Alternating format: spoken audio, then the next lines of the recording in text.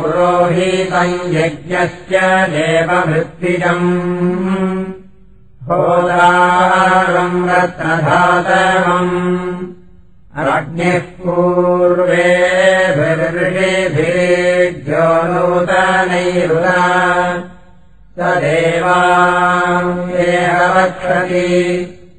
അഗ്നിനാരൈവശ്വമത്കോഷമേവ ദിവേ ദിവേ.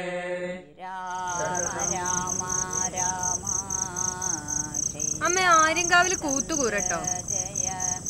ഇന്ന് 7 കൂത്ത്. ശ്രീരാമ രാമ രാമ ശ്രീരാമഭദ്ര ജയ ശ്രീരാമ രാമ രാമ സീതാഭിരാമ ജയ. അമ്മു എന്താ ഈ കാണിക്കണേ? ഓരോരോ വിക്രസുകള്. ഗൗരി ചേച്ചി പറഞ്ഞല്ല ആര്യങ്കാവില് കൂത്ത് ഇങ്ങനെയാണെന്ന്, എനിക്കും കാണണം.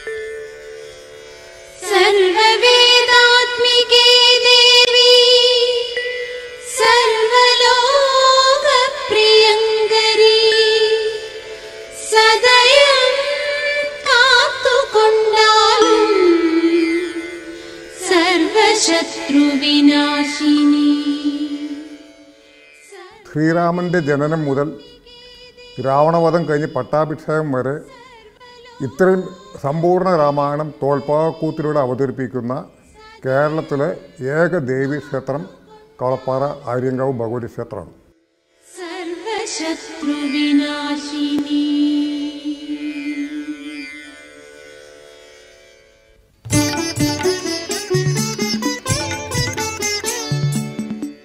21 ദിവസത്തെ കൂത്താണ് മീനമാസം 1 മുതൽ 21 കൂടിയ ദിവസങ്ങളിൽ ഇവിടെ നടത്തി വരുന്നത്. കഴിഞ്ഞ വർഷം ആര്യങ്കാവിൽ അവതരിപ്പിച്ച 382ാമത്തെ കൂത്താണ്.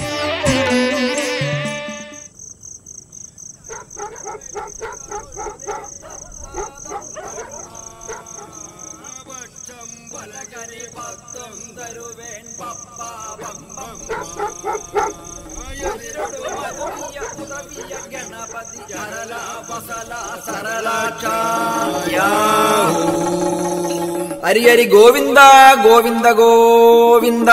വന്നവിടത്തിൽ ഗണപതി വിഘ്നേശ്വരരെ സ്തോത്രം ചെയ്തുകൊള്ളുവോം. മോക്ഷിക വാഹന മോദക ഹസ്തം ചാമരകർണ വിളംബിയ സൂത്രം വാമന രൂപ മഹേശ്വര പുത്ര വിഘ്ന വിനായകർ പാദനമസ്തേ. ലോകത്തിൽ തന്നെ ആദ്യത്തെ കലാരൂപം എന്ന് വിശേഷിപ്പിക്കപ്പെടാവുന്ന ഒരു കലാരൂപമാണ് തോൽപ്പാവക്കൂത്ത്. ഇതിനെ നിഴൽപ്പാവക്കൂത്തെന്നും ഓലപ്പാവക്കൂത്ത് എന്നും തോൽപ്പാവക്കൂത്ത് എന്നീ നാമധേയങ്ങൾ അറിയപ്പെട്ടു വരുന്നു. ഭൂമിയുടെ ഉൽപ്പത്തിയോടുകൂടി സൂര്യവെളിച്ചമുണ്ടാവുകയും ആ സൂര്യവെളിച്ചത്തിൽ നിന്ന് ആദ്യ മനുഷ്യൻ അവൻ്റെ അവയവങ്ങളെ ചലനാൽപ്പ സൃഷ്ടിച്ചുകൊണ്ട് അവൻ നൃത്തമാടാൻ തുടങ്ങിയത്രേ. അങ്ങനെ ആ നൃത്തത്തിൽ നിന്നാണ് ഈ നിഴൽ നാടകങ്ങൾ രൂപം കൊണ്ടത്. നമുക്ക് കമ്പനാടകം തന്ന് നമ്മെ രക്ഷിക്കപ്പെട്ടതാണ് നമ്മുടെ മാതാവുണ്ട് ആര്യങ്കാവിൽ ഭഗവതി. ഭാരതത്തിൽ ആദ്യത്തെ രാമായണമായ സംസ്കൃത രാമായണം, അതായത് വാൽമീകി രാമായണം എന്നീ രാമായണങ്ങളെല്ലാം അപേക്ഷിച്ചുകൊണ്ട് കമ്പരാമായണത്തിൻ്റെ പ്രാധാന്യം എന്താണെന്ന് വെച്ചാൽ, കമ്പരാമായണമാണ് സാക്ഷാൽ ഭഗവാൻ തന്നെ, അതായത് പരമേശ്വരൻ തന്നെ കമ്പരായി അവതരിക്കുകയും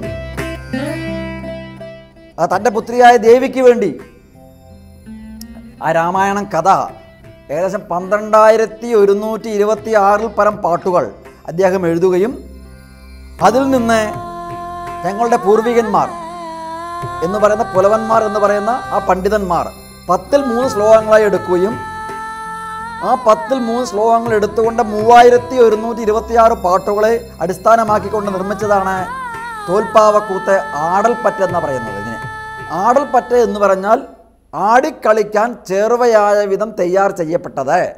അതാണ് ഈ ആടൽപ്പറ്റ്.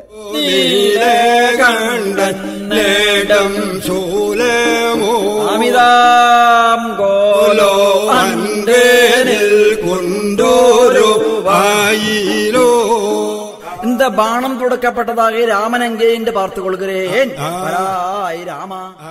രാമായണത്തിലെ രാമനായാലും ശരി, രാവണ കഥാപാത്രമായാലും ശരി, എല്ലാ പാവകളുടെ മുദ്രകളെക്കുറിച്ച് പറയുമ്പോൾ ആ ചിന്മുദ്രയായിരിക്കും. ആ സമാധാനത്തെ തരുന്നാൽ, അത് ഈ രാമായണത്തിലുള്ള സന്ദേശം എല്ലാവർക്കും സമാധാനം വേണം എന്ന ആ ലോകാസമസ്ത സുഖിനോ ഭവന്തു സന്ദേശമാണ് ആ ചിന്മുദ്രയിലൂടെ എല്ലാവർക്കും കൊടുക്കപ്പെടുന്നത്.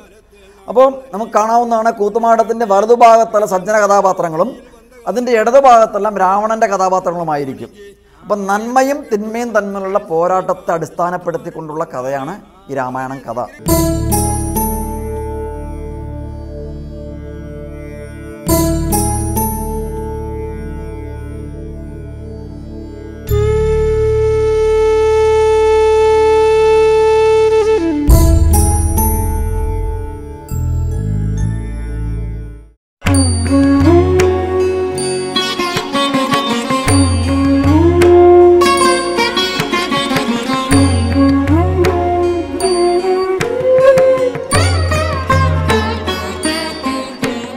മീനമാസം 1-ാം തീയതി കൂത്ത് പറവര എന്നൊരു ചടങ്ങുണ്ട്.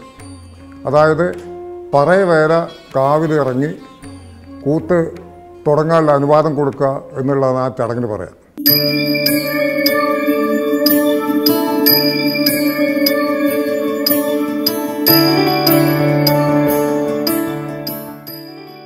ആ സമയത്ത് 101 കതിനാവെടി മുഴങ്ങും. അതോടുകൂടെ ഈ കൂത്ത് പുലവർക്ക് കൂത്ത് തുടങ്ങാനുള്ള അധികാരം കൊടുക്കണം.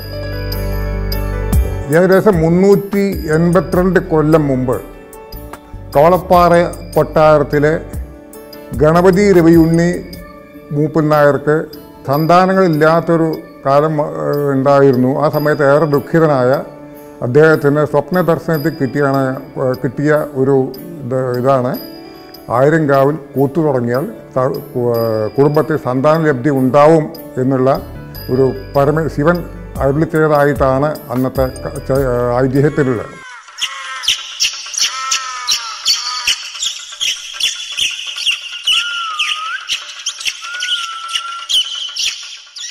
AD 1632 1500 രൂപ ചെലവിൽ മാന്തോൽ കൊണ്ടുണ്ടാക്കിയ 150 പാവകളെ നിർമ്മിച്ച് പുലവർക്ക് കൊടുത്തു എന്നാണ് പറയുന്നത്.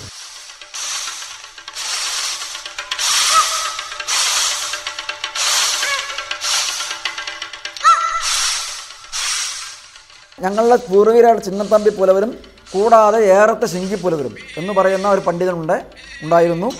അദ്ദേഹവും ചേർന്നുകൊണ്ടാണ് തോൽപ്പാവക്കൂത്തൻ ചിട്ടപ്പെടുത്തിയത്. പണ്ട് കാലങ്ങളിൽ വേറെ ഒരു മീഡിയ ഇല്ലാത്ത കാരണം കൊണ്ട് തോൽപ്പാവക്കൂത്തിലൂടെയായിരുന്നു ജനങ്ങളുടെ എല്ലാ അറിവും ഉണ്ടായിരുന്നത്.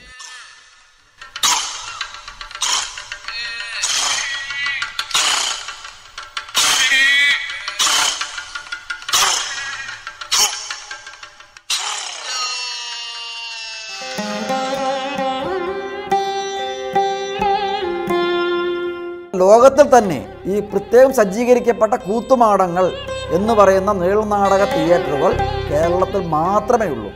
42 അടി നീളവും കൂടാതെ 18 അടി വീതിയും ഉള്ളതായ 6 അടി ഉയരവുമാണ് കൂത്തുമാടത്തിൻ്റെ ഉയരം.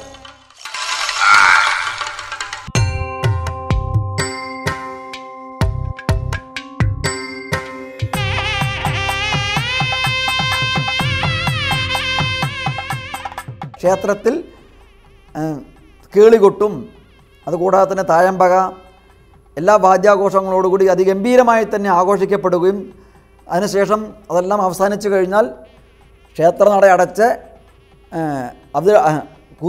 ആ ക്ഷേത്രത്തിൽ നിന്ന് ദേവിയെ ആവാഹിച്ചുകൊണ്ട് വെളിച്ചപ്പാടിൻ്റെയും നാട്ടുകാരുടെയും എല്ലാവരുടെയും അകമ്പടിയോടുകൂടി ആർപ്പ് വിളിച്ചുകൊണ്ട് കൂത്തുമാടത്തിൽ വന്ന് കൂത്തുമാടം കയറുക എന്ന ചടങ്ങുണ്ട്. കൂത്തുമാടത്തിൽ ആ ദേവിയെ ആവാഹിച്ചു എന്നാണ് അതിൻ്റെ സങ്കല്പം.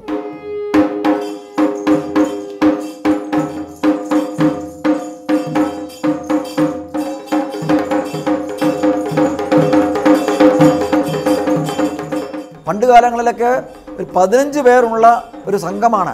ഈ വാദ്യകലാകാരന്മാർ സംഘം വേറെ ഉണ്ടായിരിക്കും. വാദ്യം, കുഴല്, കൊമ്പ്, മദ്ദളം, താളം, ചെലങ്ക, ശംഖ് എന്നീ വാദ്യോപയോഗങ്ങളുമായി കൊണ്ടാണ് ഈ അടങ്ങുന്ന സംഘം. ഒരു 15 പേരുണ്ടായിരിക്കും. അതിന് പുറമെ കൂത്തു പറയുന്ന പുലവന്മാർ ഒരു 15 പേരുണ്ടായിരിക്കും. അങ്ങനെ 30 പേർ ഈ കൂത്തുമാടത്തിൻ്റെ അകത്ത് ഉണ്ടായിരിക്കും.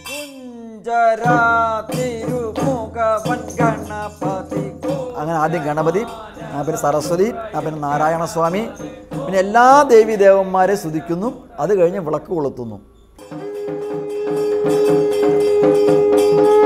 ആ വിളക്കിൽ നിന്ന് ആവാഹിച്ചുകൊണ്ട് കൂത്തു പറയുന്ന മാടപ്പുലവർ എന്ന് പറയുന്ന കൂത്തുമാടത്തിൻ്റെ പ്രധാനി ആരാണോ ആ പ്രധാനി തൂക്കുവിളക്കിൽ നിന്ന് ആ വിളക്ക് കൊളുത്തി അങ്ങനെ അകത്തേക്ക് കൊണ്ടുവരുന്നു.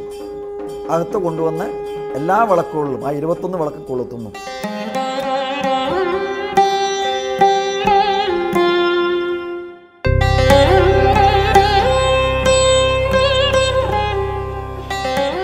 വിളക്കിൻ്റെ ഐതിഹ്യം പറയപ്പെടുന്ന 21 രാത്രി വേണമെന്നാണ് പറയപ്പെടുന്നത്.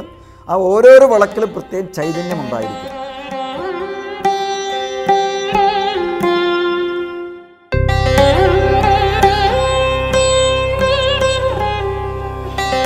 ആ ദേവിയെ ആവാഹിച്ചു കൊണ്ടുവന്ന വിളക്ക് ദേവിയായും ആദ്യമായി വിഘ്നേശ്വരമൂർത്തി, കൂടാതെ ശ്രീരാമൻ, സീത, ലക്ഷ്മണൻ, ഹനുമാൻ ഇങ്ങനെ എല്ലാവരുടെയും സാന്നിധ്യമുള്ള ഒരു വേദി ഈ കൂത്തുമാടമല്ലാതെ വേറൊന്നുമില്ല.